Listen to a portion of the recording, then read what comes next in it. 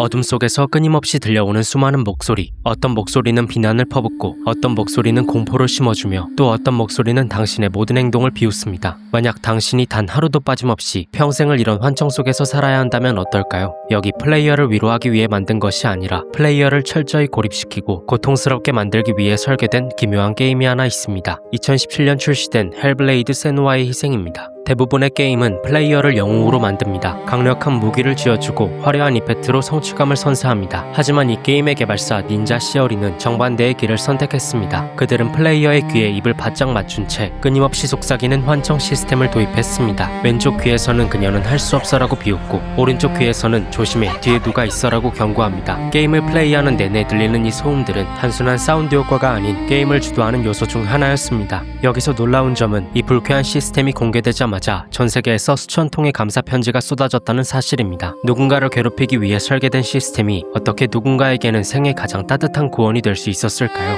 그 이면에는 2,400만 명의 환자를 대신해 써왔던 제작진의 7년간의 집요한 추적이 숨어 있습니다. 보통의 게임 개발실에는 프로그래머와 디자이너가 가득하지만 헬블레이드의 회의실은 조금 달랐습니다. 그곳에는 정신과 전문의와 뇌과학자 그리고 실제 조현병을 앓고 있는 환자들이 모였고 개발진은 그들에게 묻고 또 물었습니다. 당신이 보는 세상은 어떤 색인가요? 당신에게 들리는 목소리는 어떤 톤으로 당신을 괴롭히나요? 제작진은 단순히 미친 주인공이라는 자극적인 설정을 원하지 않았습니다. 그들은 타인의 고통을 데이터가 아닌 경험으로 치환하고 싶어 했습니다. 그래서 이 게임에는 흔한 인터페이스가 하나도 존재하지 않습니다. 체력바도 미니맵도 퀘스트 마커도 없습니다. 플레이어는 오직 주인공 세누아가 느끼는 환청과 환각에만 의지해 길을 찾아야 합니다. 내가 보고 있는 이 길이 진짜인지 아니면 병든 마음이 만들어낸 신기루인지 끊임없이 의심하게 만드는 것이 이 게임의 핵심 시스템입니다. 이 과정에서 개발진은 잔인할 만큼 정교한 장치를 하나 더 심어두었습니다. 바로 영구 삭제라는 이름의 경고입니다. 게임 초반 세누아는 팔에 검은 부패의 낙인이 새겨집니다. 죽음을 반복할수록 이 낙인은 머리를 향해 올라오고 머리에 닿는 순간 플레이어의 모든 저장 데이터는 강제로 삭제된다는 메시지가 화면에 출력됩니다. 플레이어는 극도의 공포와 압박감을 느끼며 패드를 주게 됩니다. 실수 한 번에 모든 노력의 물거품이 될 수 있다는 공포. 그것은 실제 정신질환자들이 매 순간 느끼는 삶이 무너져 내릴 것 같은 위기감을 시스템으로 구현한 것이었습니다. 여기에 더불어 우리가 마주하게 될 진실은 더욱 묵직합니다. 게임이 출시된 후 수많은 정신질환자 가족들이 제작진에게 메시지를 보냈습니다. 내 아들이,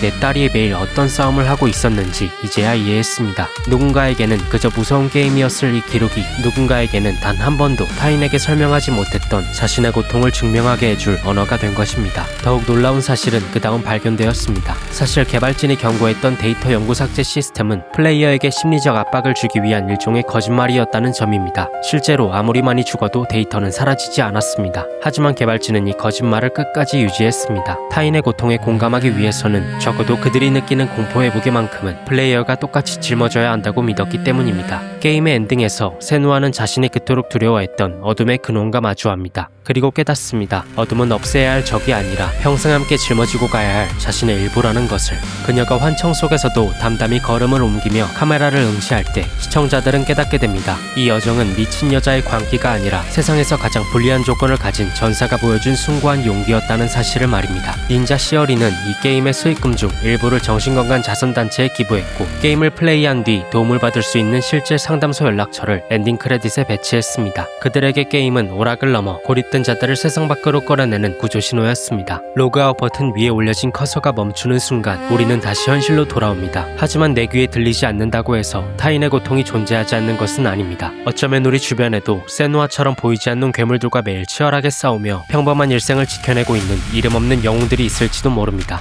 여러분의 게임 속에서도 혹시 처음에는 이해할 수 없었지만 끝내 마음을 울렸던 누군가의 흔적이 남아있나요? 설령 게임은 끝났을지라도 그들이 남긴 온기는 여전히 그곳에 머물러 있습니다. 사라져가는 이 소중한 이야기들이 잊히지 않도록 구독으로 함께 머물러 주신다면 저는 또 다른 진심을 찾아 다음에도 마음을 두드리는 이야기를 들려드리겠습니다. 시청해주셔서 감사합니다.